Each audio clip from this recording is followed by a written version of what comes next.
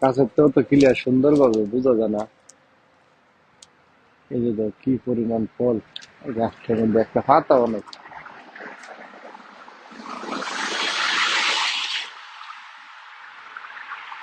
এটি মনে হয় হানা দোকানের টিকারি কিনে এটি মনে হয় না।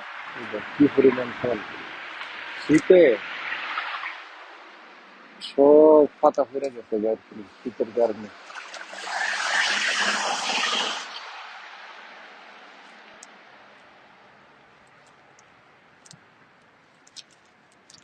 দেখছো নি?